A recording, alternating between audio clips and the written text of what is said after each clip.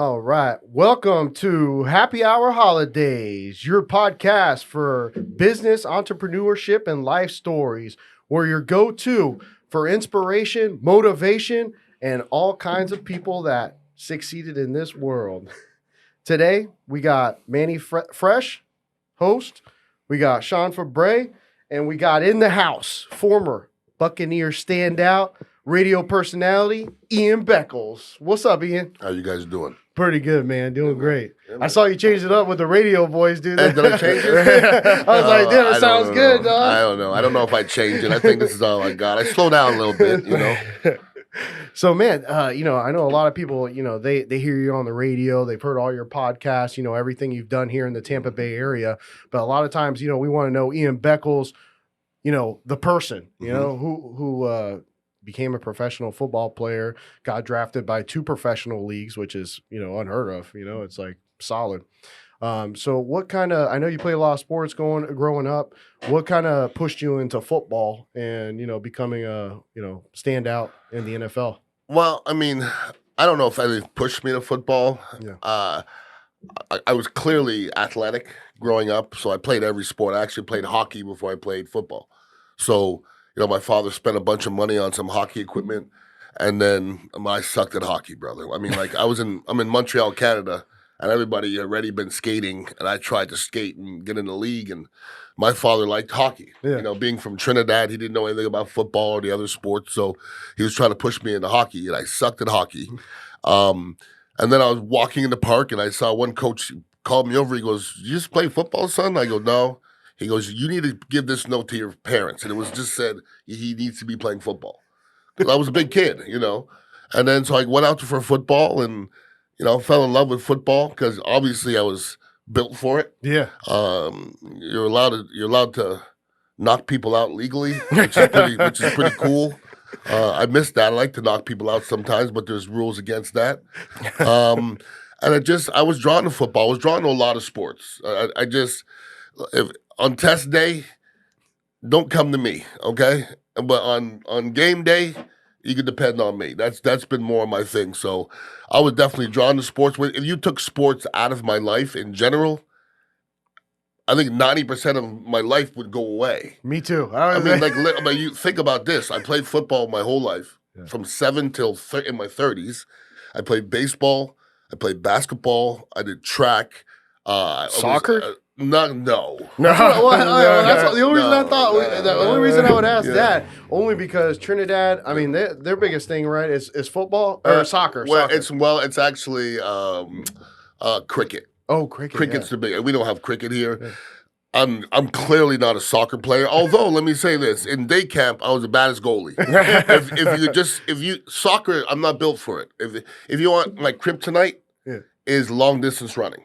If you make me run a distance, I'm the most useless athlete out there. But if it's an explosive, anaerobic game where you're just moving short distances, nobody could beat me in any sports growing up. I was pretty good at that. When you started out in football at a young age, what position did you play?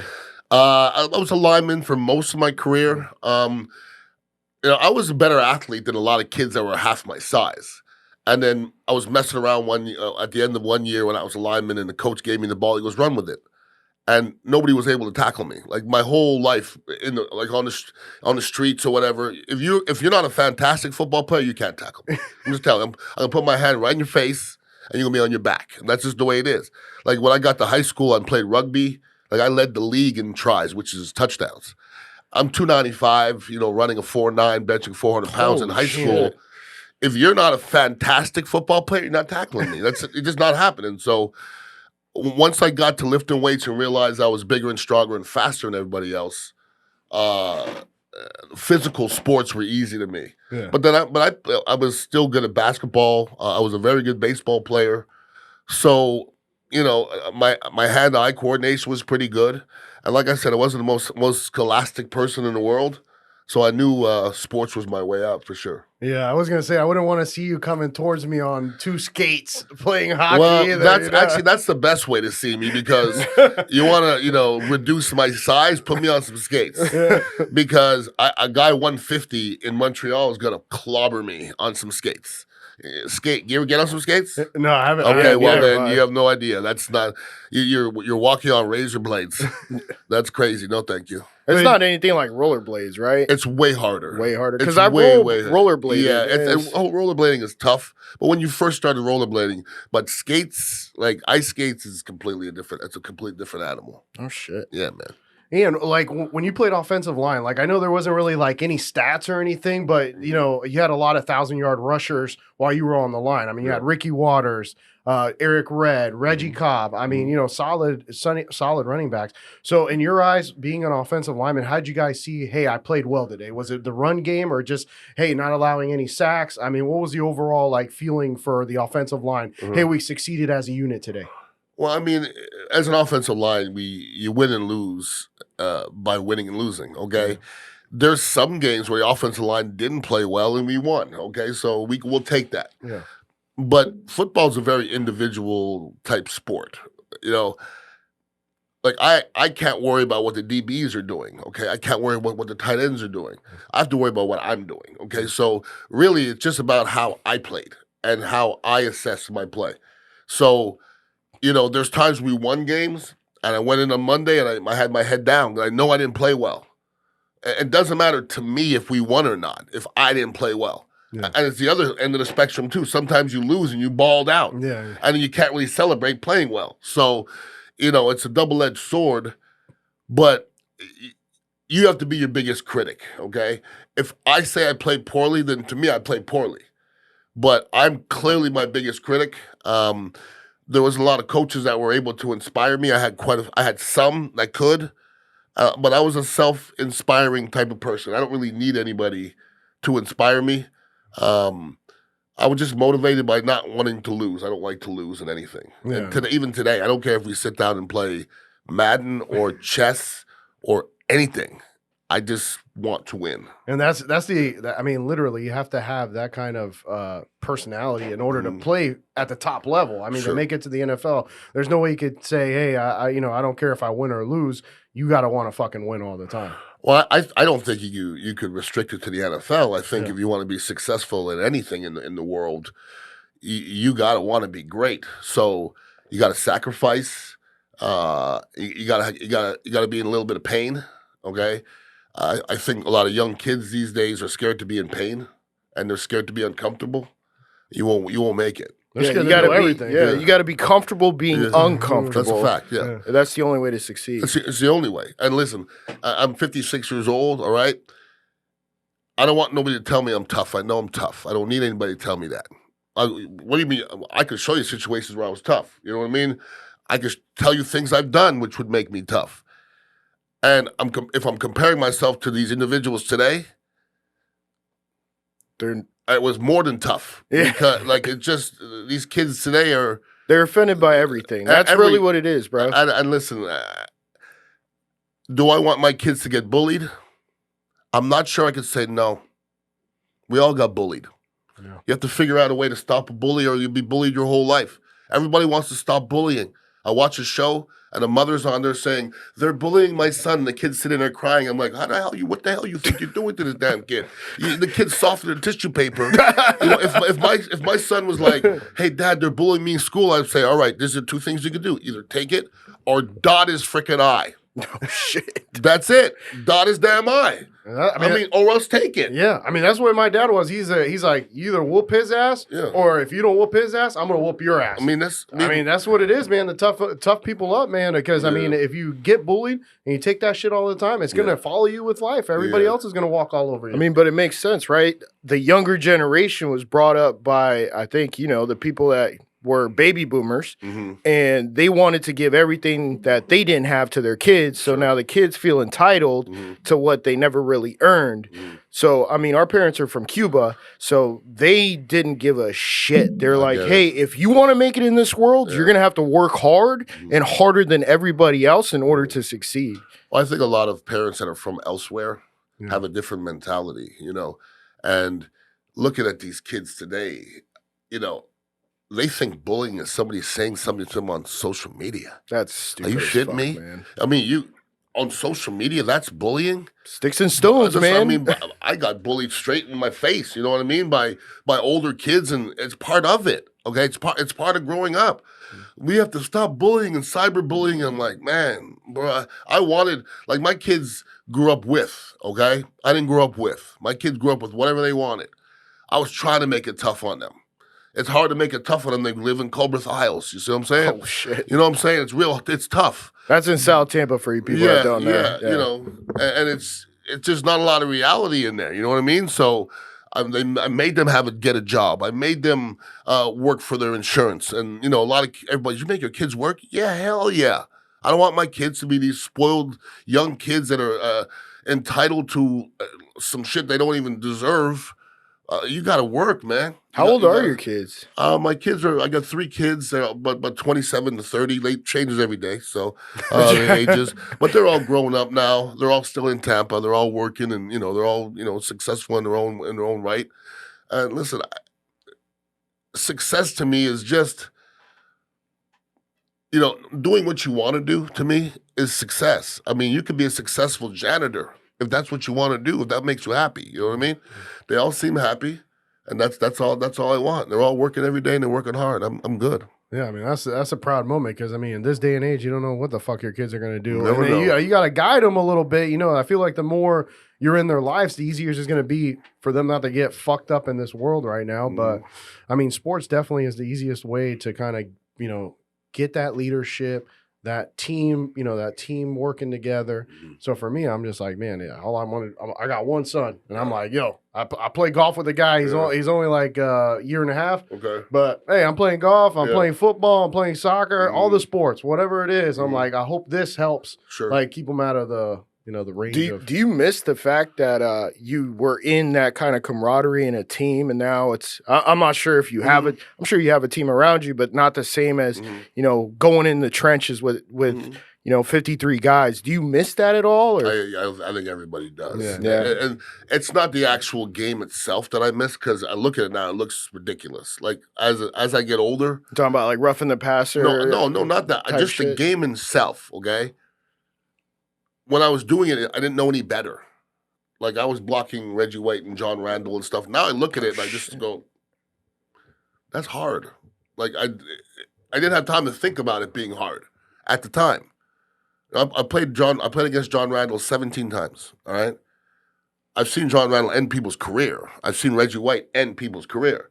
So when I look at it now and I watch guys blocking Aaron Donald and stuff, and I'm like, well, I did something equivalent to that. That's hard to do, but at the time you couldn't think about that. You know what I mean? Yeah. And now, you know, as you get older, I will never have that camaraderie, that locker room thing again. I don't want to play because that looks crazy. It looks like my body hurts enough. I probably couldn't even run through the tunnel. I'd like to run through the tunnel again and have 80,000 people cheer for me. That would be cool. Yeah. But then I want to take the pads off. I don't want no more after that. But that locker room thing, there's no way you can replace that. Yeah. But I kind of do have a team now, and I treat it like a locker room, to where I bring up some of the battles I went through, and, you know, the lessons I'm trying to teach people, that you just can't be late. Can't be late. It's not an option. You know what I mean? So those kind of things like that. You know, I learned from Tony Dungy, who I was blessed to interview last week. I do a podcast with Derek Brooks and Beckles, and we had Tony Dungy, and we interviewed him for about 45 minutes. And, you know, I teach a lot of his lessons that he taught us. It's the little things. It has to be important to you. You know what I mean? And he just instilled that in us. It's not important enough. And when it became important enough for everybody, and you have to know what that is yourself, we started to win. And unfortunately, I only had 1 year with that of Tony Dungy. I would have loved to have stayed. But I in that 1 year, I learned a lot as far as accountability and what it takes to win, okay? And when I got to Philadelphia, I went to a place that had been winning, and Ray Rhodes kind of lost that locker room to where he didn't have enough discipline, and we started losing over here. Then I had to watch the Buccaneers start winning over here, so that was a little bit tough. And I even asked Tony Dungy, how tough was it watching that Super Bowl? Because, you know, he's as Christian as a man I've ever met in my life, okay? I'm 56. I've never met a Christian man half that Christian, All right, he's way more Christian than everybody else because I watch him. Everything he does is Christian. Like I have people say, I'm a Christian. I go, what the hell does that mean to you? And they don't have an answer. Tony Dungy will have an answer. He'll tell you all of it, okay? But he's also living it. You know what I'm saying? But I asked him, I go, I know you're a positive person. I know nothing negative is going to come out of your mouth, but how hard was that to watch your team in the Super Bowl and you weren't there? I was about to ask that question. Like, that's God. It's like because John Gruden comes in the next year, Correct. wins the Super Bowl, Yeah. and then he's up in Indiana. Yeah. I mean, and that's your team. You know what I mean? You got them cats ready for that. I also say this. People say, well, that was Dungy's team. I said, no, it wasn't. That was Gruden's team. Nope. It was Gruden's team. You have to give him that. But he said, Beck was tough, but I loved those guys so much that I was cheering for them. You know what I mean? He still, I think he was bitter for a little bit. I don't think he has a lot of bitter in him. When you first get fired, everybody's bitter. You have to be. Yeah. But then I asked him, I was on air at the time when he got fired, and I said it was time for Tony Dungy to get fired. I said that. It was getting too comfortable. Sometimes you're somewhere too long, and everybody around you gets comfortable. Warren Sapp, I said something, and Warren goes, it was time for Tony to leave because everybody was getting comfortable. And even Tony said the firing was warranted. You know, I like what you said about John Gruden. It was John Gruden's team because on the other side of the field, who were the Bucs playing? John Gruden's old team. Sure, absolutely. So, I mean, John Gruden's phenomenal coach, in my opinion. So's Tony Dungy. Well, we can debate that one. Can we? Yes, we can. Well, when we get back, let's debate that one.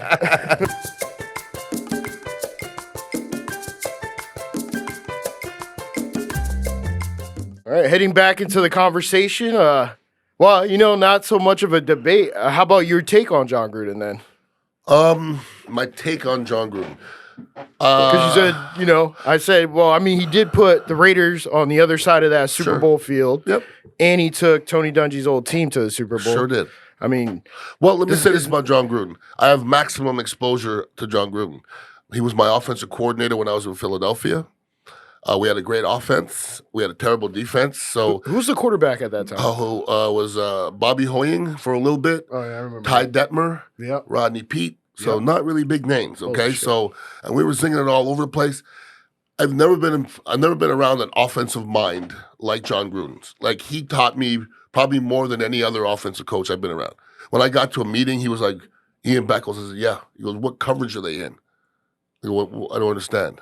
He goes, what coverage are they in? I said, I don't understand. Like, I didn't understand the question. Nobody ever asked me that question before. What difference is it? What do I give a shit what coverage they're in, right? So he goes, well, who you guys accounted for? I said, we're accounting for the corner. He's the first guy outside the mic. He goes, look at the corner. Is he backed up? And I go, no. He goes, so can he blitz? I go, no. He goes, and why would you go there? I never thought about that. I go, but I can't change it. He goes, yeah, you can. He goes, go ahead and change. He goes, change it, and we'll move in one, and we're making our, everything tighter. And I was like, well, I've been doing this wrong for 8 years. You know what I mean? Like, nobody ever asked me that before, right? So John Gruden has one of the better offensive minds I've ever been around. Now, I've never been around somebody that will ignite a room more than John Gruden to where people want to rip his eyeballs out, okay? I'll give you a good example. I was in Philadelphia.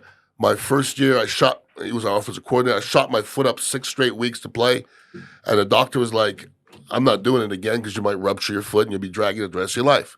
And I'm like, all right, I'm going to sit down one game, and then our other guard got hurt, and then Ray Rhodes came to me and go, can you do one more week, Beck? I go, for you, Ray, I'm going to do it. I shot my foot up again, played, and the doctor looked at me and goes, I'm not doing it anymore. He goes, I'm not doing it again. And it was still 5 games left. So I had to tell Ray, I go, listen, Ray, I want to go, but I need surgery, and the doctor won't do it no more. Here comes John Gruden, little bitty ass in the locker room walking through, and he looks at me, he goes, I hear you're quitting on the team. Oh, shit. I look at him, I stand up, I go, you talking to me? He goes, yeah, I hear you quitting on the team. I take a step forward, and my boy Richard Cooper gets to me, he goes, don't do that, Beck. And I look at him, I go, you didn't get your little punk ass out of here before you get tossed up. And he walked out the room. That was my interaction with John Gruden, and he was gone the next year, all right? He comes here, he inherits Tony Dungy's team. It was his team that won the Super Bowl. He was the best person to inject into that team for that 1 year, all right? If you give John Gruden the team for 1 year, he might be the best.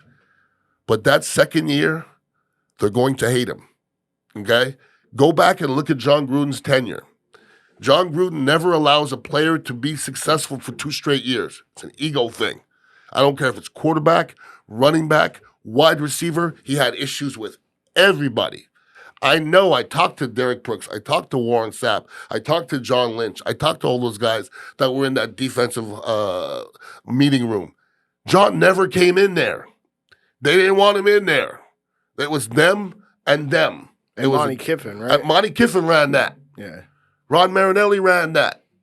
Lovie Smith ran that. John Gruden was the offensive guy. They didn't give a shit what John Gruden said. That's real. And they won the Super Bowl, great. If you talk to all those players individually on the side about John Gruden, they don't trust him. If you talk to them on camera or on, with a microphone in front of their face, they'll say, I respect them. Because nobody wants to hear you talk bad about your Super Bowl winning coach, right? But I know these guys personally. So the conversations are a little bit different. I've heard some people look at me and they go, like I talk about John Gruden, and they go, don't trust that son of a bitch. And I go, I wouldn't worry about that. He's just not a trustworthy person. If he tells you something, it ain't happening, okay? It's going to be the opposite. Like I sat down with Mike Allstott before, had some drinks with Mike Allstott, say, how did it go? How was it with Gruden? He said, every week Gruden would put his arm around me. This is your week. You're my guy. And we all saw what happened. He just didn't give Mike the damn ball, ever. Mike went from a running back, making the Pro Bowl as a fullback, as a technicality, to a fullback just blocking, they wouldn't give him the ball. Anybody ever seen Mike Allstott's highlight films? They're amazing. Yeah, they're fucking There's unbelievable. no reason to have him on the field and not give him the ball. None. Yeah. So that's what John Gruden did. Yeah. And everybody thought that was on the up and up. Mike Allstott couldn't block, okay? Yeah, he wasn't a good He couldn't block. And they made him a blocking fullback. And he's like third most rushing yards in the Bucks all-time. All-time. Yeah. I would put Mike Allstott's best runs against any running back to ever play the game. Talking about, coaches, let's change gears to Dave Canales, man. Okay. What do you think about his offensive scheme? Do you approve? Because me personally, I think his offensive scheme is very, very predictable. It's run, pass, and then if you get the first down, pass. It's fucking ridiculous, man. And this is his first year being an OC. Before he was the quarterback's coach at Seattle. What do you think about Dave Canales? Everybody's asking for his head. They want it. Yeah, it's too early for that. Is it too early? It's, 9 games? Well, 9 games? It's too 10 early. weeks? It's too early. It's his first year calling plays. You know what I mean? This is my. Why do the Bucks do that? Why do they make first-time coaches all the time? I heard they just have an academy opening up. Yeah, but where, Tony Dungy was a first-time coach. Rod Marinelli was a first-time coach. Lovie Smith was a first-time coach. Herb Edwards was a first-time coach. We're talking about the best ever, right? Mike Thompson or Thompson? Mike Tomlin. Yeah, Tomlin, yeah. They're all great, Pittsburgh, first-time coaches. Canales, see, here's the problem I have, okay? Everybody rates coaches from results, all right? Shit, yeah. But okay, listen. 3 years ago, Byron Leftwich was the best play caller on the planet. Because he was an offensive coordinator. Okay. Then the next year, people started questioning him. And last year, he sucked. Because he goes sub 500. Okay, but is it the play calling or is it the players? Because last year, our players weren't as good as they were 3 years ago.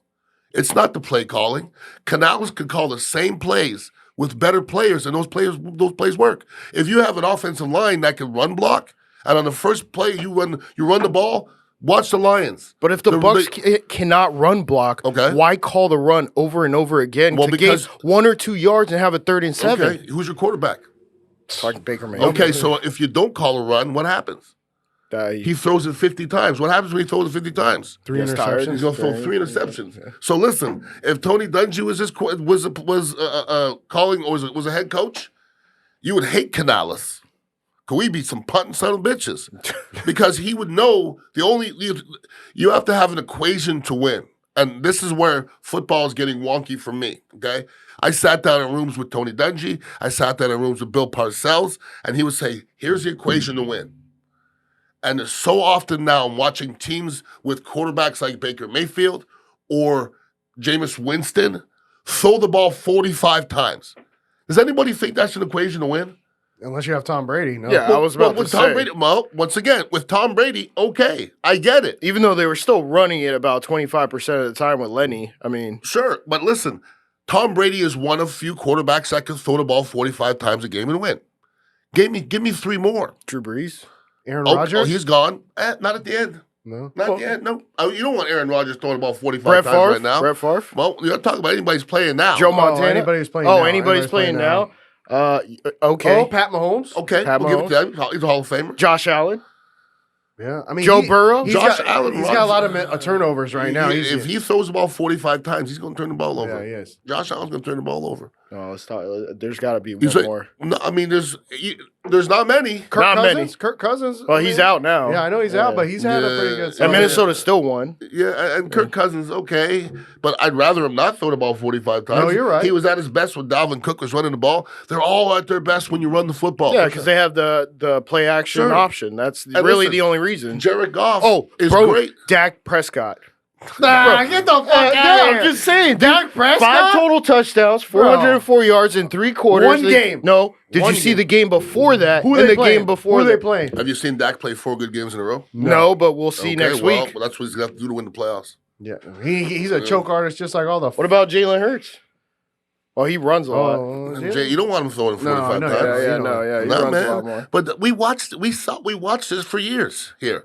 How many Jameis Winston probably averaged throwing the ball 45 times a game. And I was like, that's not the equation. The equation should be run the ball, run the ball, run the ball. Jameis, play defense. I mean, it's got to be that. But what if you don't have a good running back? Well, you know what? Remember back in the day, the Denver Broncos? Yeah, Terrell Davis, John Elway. Anybody, Gary, didn't matter. It didn't matter. Whoever was there was getting almost 2,000 yards. My boy Clinton Portis. Yeah, Clinton Portis. It didn't matter. John Elway didn't win a Super Bowl till he ran the football. Yeah, that's true. Dan Marino didn't win a Super Bowl because he didn't run the football. When you have to play in December and January and you don't run the football, you're going to have some problems. That's why I like the Lions, man. I like the Lions, the Lions, man. They run the football. We finna run it. We run it down your throat. If we don't, 2nd and 9, run it again. And by the 4th quarter, your defense is all tenderized and soft.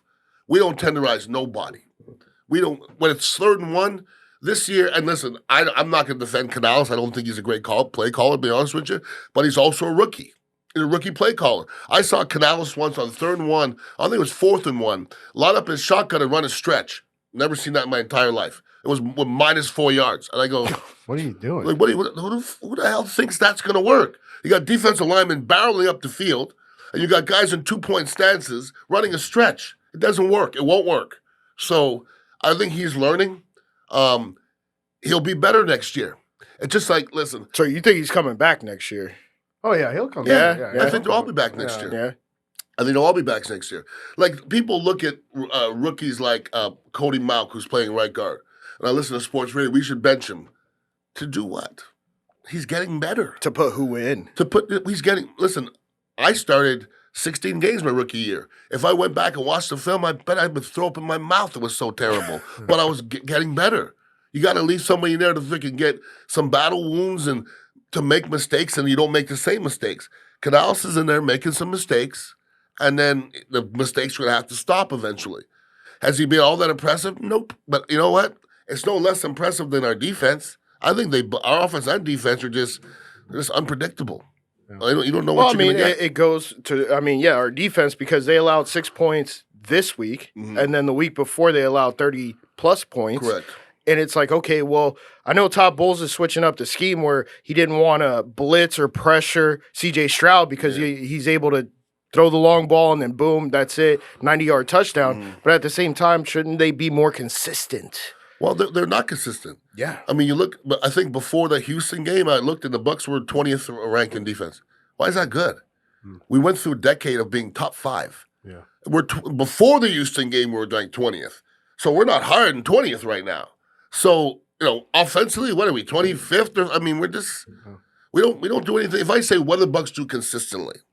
Not be able to run the ball. They could. Well, I'd say consistently they lose games by less than 3 points. Okay, well, that's because they don't do anything consistently. That's what right. do they fall back on? Pass rush? Run the football? They don't even stop to run as well anymore. So, I mean, yesterday they could have had 6 turnovers. Easily. You mean the 2 interceptions by there was Winfield? I don't know how Or many balls. David just dropped one. Dude, there were so many in guys' hands. 2 were taken away from Antoine Winfield Jr. by our own team. Yeah, I saw that. He got one, and there was, I don't know. 3. He got a layup is what he got.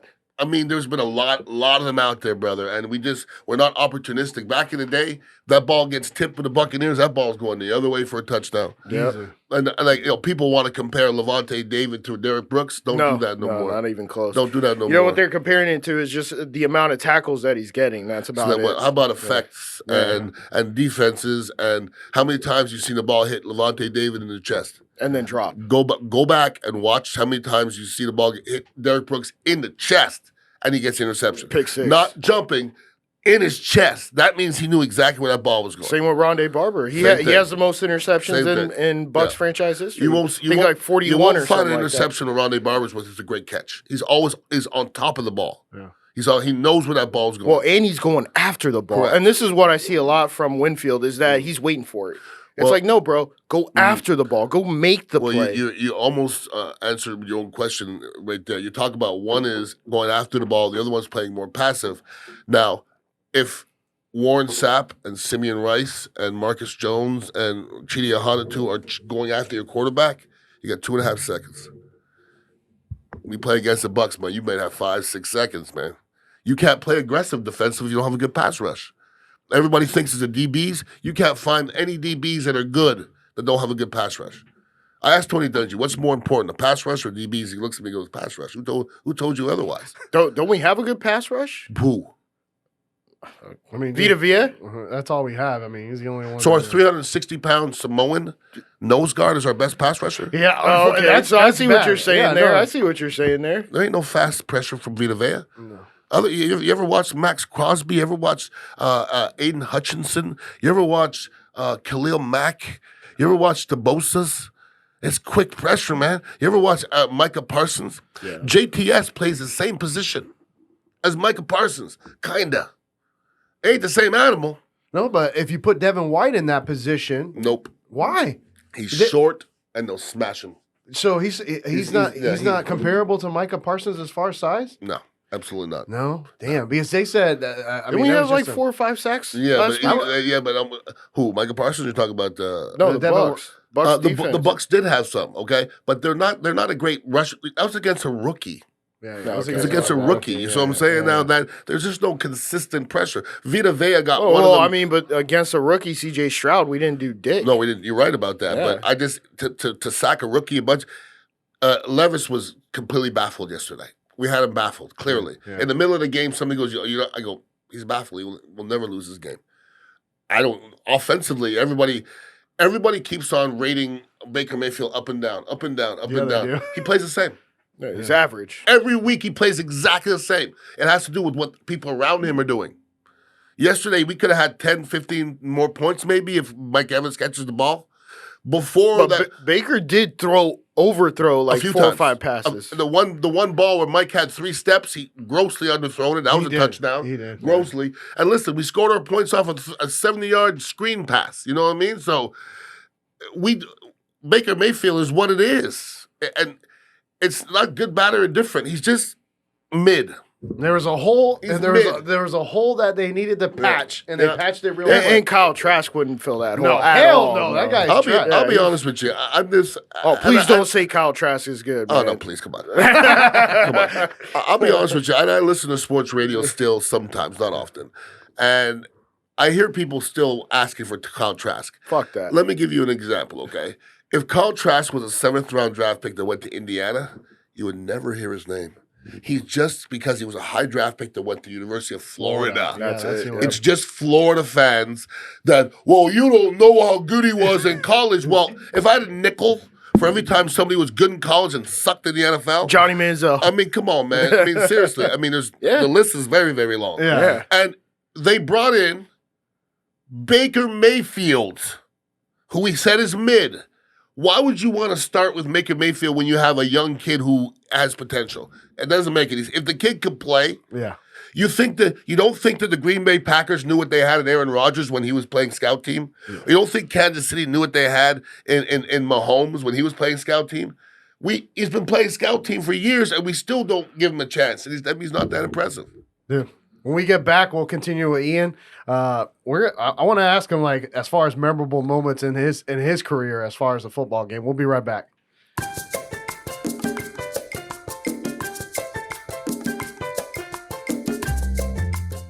Welcome back to Happy Hour Holidaze. I'm going to ask Ian right here, what's some of the most, let's just say, one of your most memorable games as, let's go Tampa Bay Buccaneer. Okay. One of Sam Weich's first games, he came back. We played in Philadelphia. Yeah. And I think it was Ricky Waters' first game. And remember the who for what game where he short-armed the ball, and, well, that was against the Bucs in the first game of the season. I mean, Eric Rhett was a running back, and I remember going to the sideline, and so Sam didn't really know anybody. And he goes, we need to run. I go, run it. I go, run 16 tag. I'm gonna kill Romanowski. He goes, all right, we'll see. So we run 16 tag, and I kind of come back, and it's me and Romo. And I think it's on YouTube somewhere, but I just decapitated Bill Romanowski. I mean, I decleated him, picked him up, dumped him on his back. Eric Rett cut off of me for a 30-yard touchdown. And I come back to the sideline and go, wait till you see that block. Okay, so I got a game ball for that one.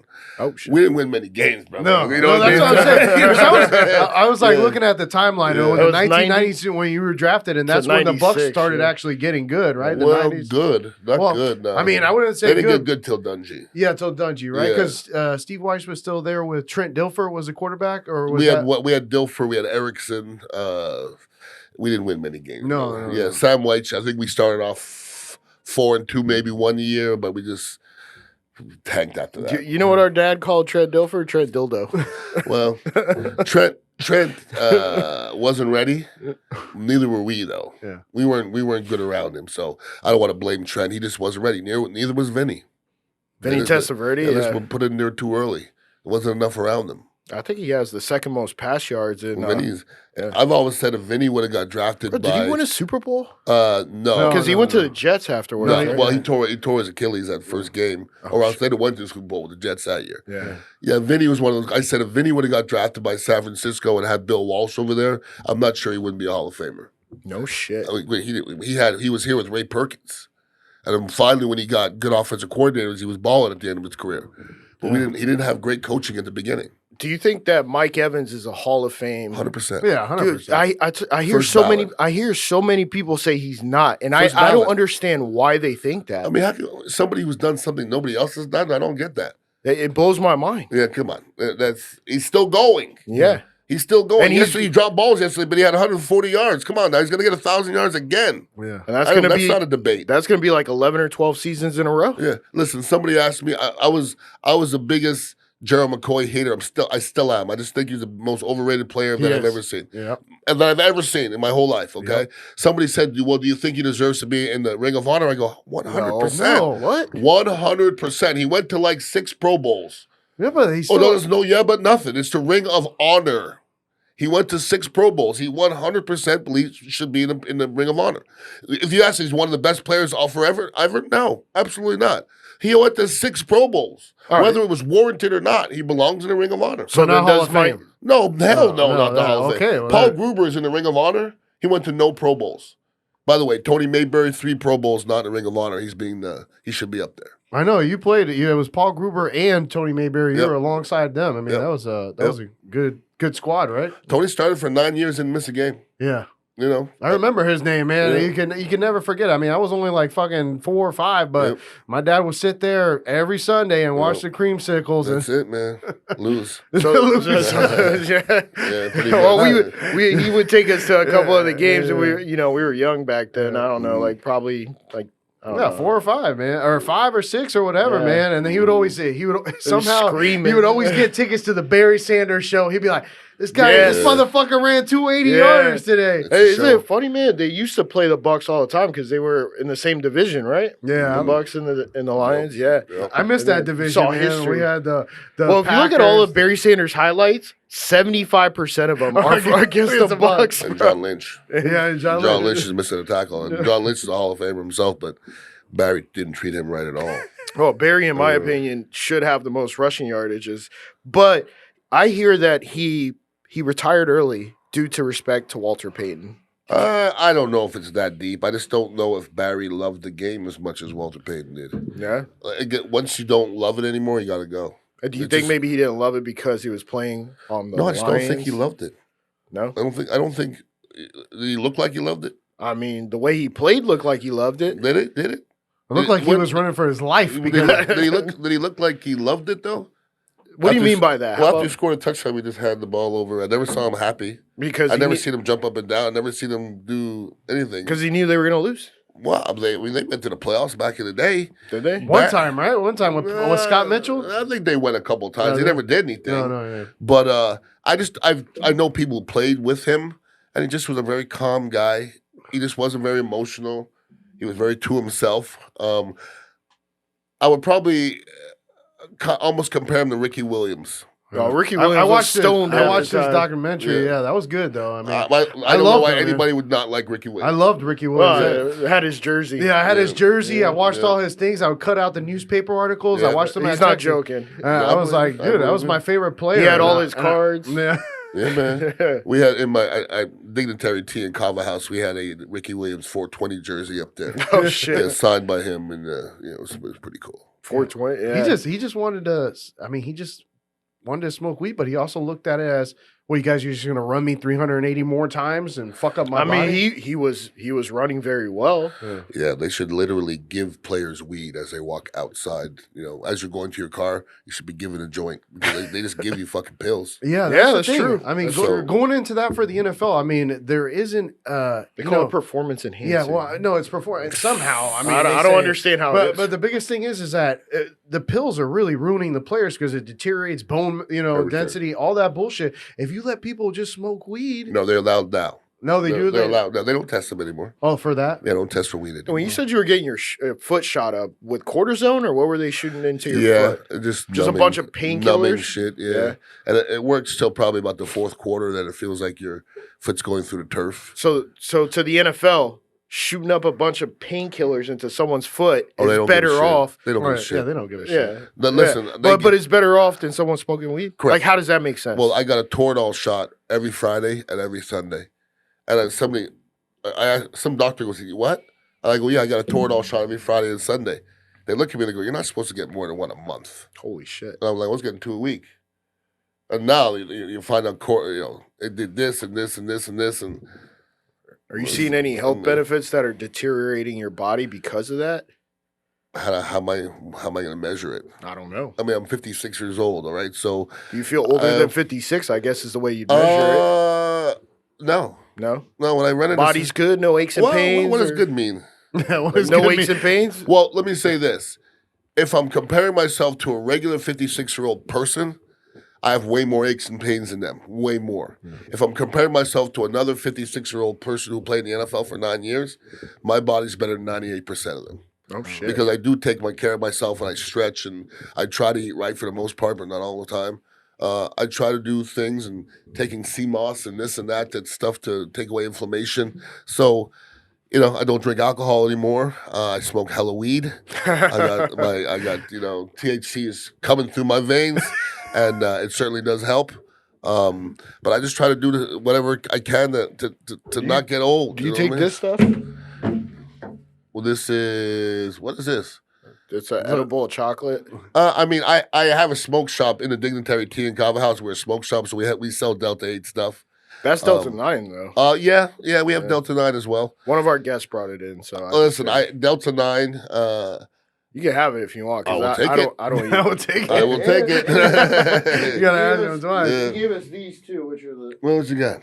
The smaller ones, but those are Delta 9 also from the same company. You giving them all to me? Yeah, take them, bro. Because I don't eat those things. My people eat them. I'll eat it myself. I smoke weed. I don't eat weed. Well, you should come by to Dignitary. I know. I was gonna say we need to Clubhouse. come by there and check it out one day, dude. Yeah, Dignitary is pretty. We're very 420 friendly. We always had an outdoor consumption lounge. Yeah. Now we have an indoor area where if you have your medical card and you want to smoke, we watch football there. And sometimes it's myself and Tony Mayberry's there, and Ty J. Armstrong is there, and a bunch of old hats. So Mark Royals, the old punters there. Usually. Oh shit, so Mark Royals. You look like a stoner from no, there. Mark has never smoked. Really? Never. Damn, he had kind of like the mole with the handlebar. He still has it, my friend. He got some good ass hair.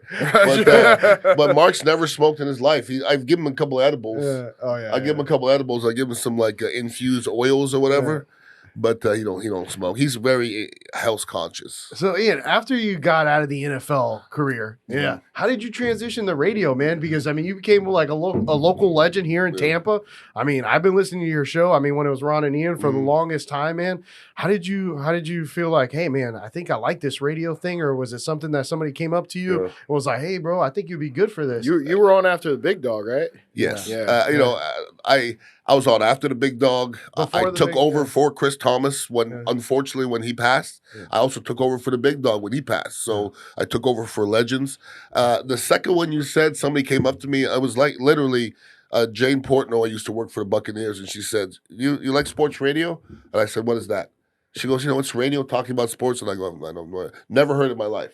I'd never heard sports radio before I started. And she goes, well, the station's looking for somebody. I think you'd be good at it. And I'm saying, well, so where do I go? And she gave me the station. I listened to it. I was like, these guys know what the hell they're talking about. So then I auditioned for it, me and 10 other people, and I got it. So I got a job at 620. And then I was doing a game day show for a while. Then I started doing a Monday night show. Then I would fill in for Chris Thomas. Then I became more of a name. Then I took over for Chris with the Ron and Ian. And then Ron and Ian did 9 to noon. Then we did noon to 3. And then we did for the drive time. And then I did Beckles and Retcher afterwards with Jay Retcher.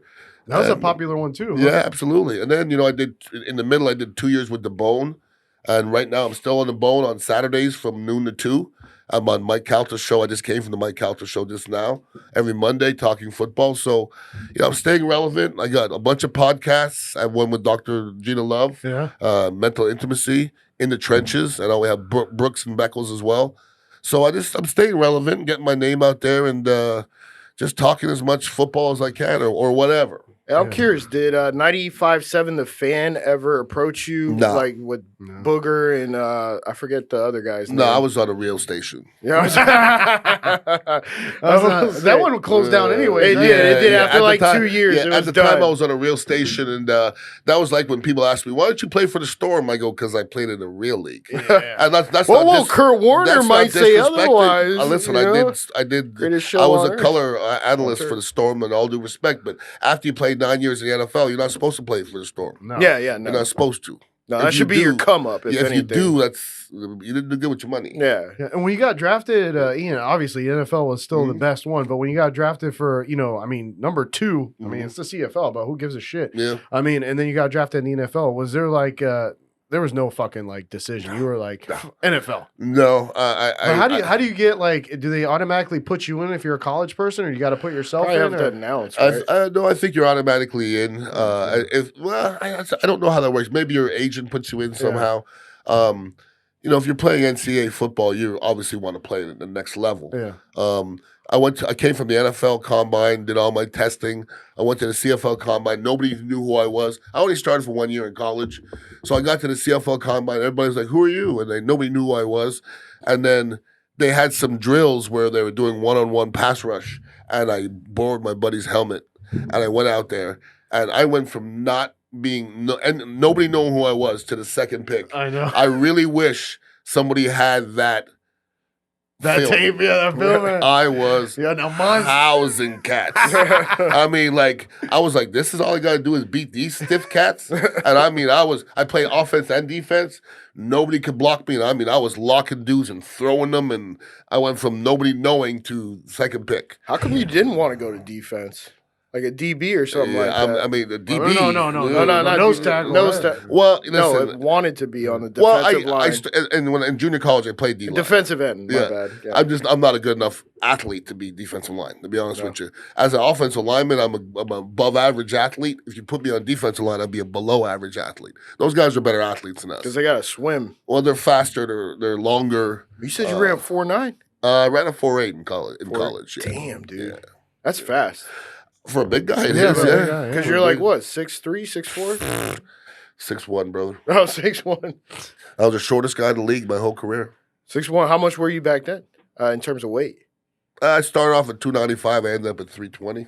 I was still 6'1", 320. Well, That's well, there was very few stronger than I was. yeah. So didn't have in height, I made up in strength and want to.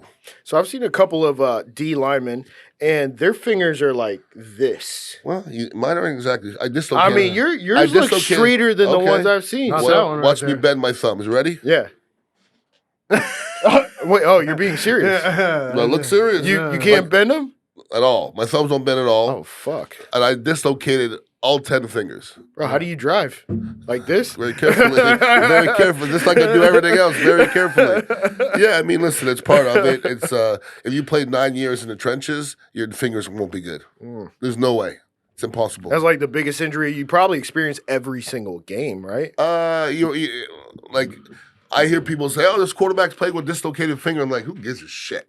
Like nobody cared if I had a dislocated finger.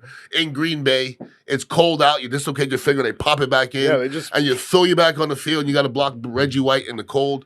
Nobody gave a How shit. was that, man? Because Reggie White was an animal. He was. I would put my film up against Reggie's. I see Reggie end careers. I played well against Reggie. I played very well against John Randall. I played well against Howie Long, Chester McLaughlin. I played against a lot of Hall of Famers. Some guys you've never heard of before ate my lunch. No shit. Yeah. Some guys, taller, longer guys, sometimes are just a handful. Keith Hamilton from the Giants, Frank Warren from the Saints, just long dudes that were just... Once the game's over, is everything like copacetic? Nobody's got bad beef unless you really hate the person. I mean, There's not a lot of hate out there. There wasn't a lot of hate from me. because it's professional, right? I Yeah, mean, it's you're no- like you're doing a job. It And, depends on the person. yeah. Like Eric Swan was just an asshole, so we didn't get along. My nemesis while we played was Brian Cox. Like me and him fought. That's Chicago, right? Yeah. He played for Miami too. Yeah, Miami. Yeah. We fought a couple times, cost me $1,000 a pop. I could use that money today. But we hated each other, dude. We always just went at it. And then my last year, I was with the Jets briefly before I got hurt. And he was in the locker room, and he was like, "You that dirty motherfucker from Tampa, ain't you?" I go, "I guess so."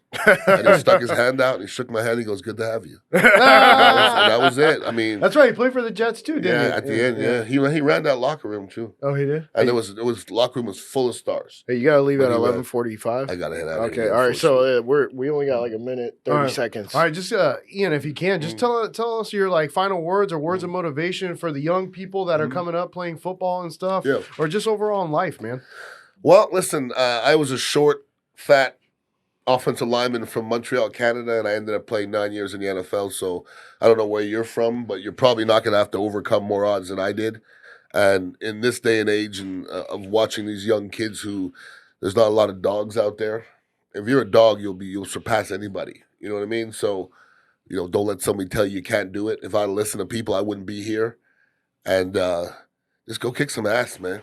Go kick some ass. I love it, dog. Man. Yeah, you gotta wrap it up quick. Yeah. No, hey, thank you everybody for listening to Happy Hour Holidays. Like, comment, and subscribe. Check out our podcast. If you have any questions for Ian Beckles, he also does a ton of radio shows, podcasts, all kinds of stuff. Check out his place in South Tampa. It's freaking awesome, and we really appreciate having you on, Ian, man. Anytime. Dignitary Tea and Kava House, 4817 Southwest Shore Boulevard. Pull up. Go Bucks. Go Bucks. Go Bucks.